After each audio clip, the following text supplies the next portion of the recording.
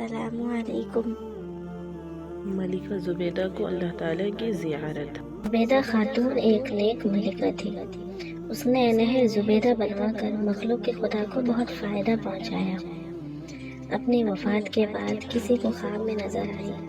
اس نے پوچھا، زبیدہ خاتون آپ کے ساتھ کیا معاملہ ہوا؟ زبیدہ خاتون نے جواب دیا کہ میری اللہ رب العزت نے بخشش فرما دی۔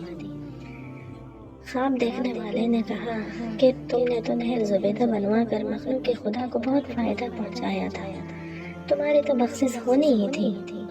زبیدہ خاتون نے کہا، نہیں، جب نہر زبیدہ والا عمل اللہ رب العزت کے سامنے پیش کیا گیا تو اللہ رب العزت نے فرمایا کہ تم تو نہر خزانے کے پیسے سے کی تھی، اگر خزانہ نہ ہوتا تو نہر بھی نہ بنتی، مجھے اور کوئی عمل پیش کیجیے۔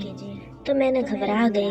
پھر اللہ رب العزت نے فرمایا کہ مجھے تمہاری ایک عمل بہت پسند آئی ہے۔ وہ عمل یہ ہے، ایک مرتبہ تم نے بھوک کی حالت میں دسترخوان پر کھانا لے کر بیٹھی ہوئی تھی، اتنے میں اللہ اکبر کی آواز سنائی دی، اذان کی آواز ہوئی، تو تمہارے ہاتھ میں لقمہ تھا اور سر سے دوپٹہ سرکی ہوئی تھی۔ تم نے لقمے کو واپس رکھا اور پہلے سر میں دوپٹہ اوڑھی، پھر کھانا کھائی، اور تم نے یہ عمل میرے اللہ اکبر کی یعنی میرے صدا کی، میرے اذان کی ادب کے لیے تم نے یہ عمل کیا، اسی لیے میں تمہیں بخشتا ہوں۔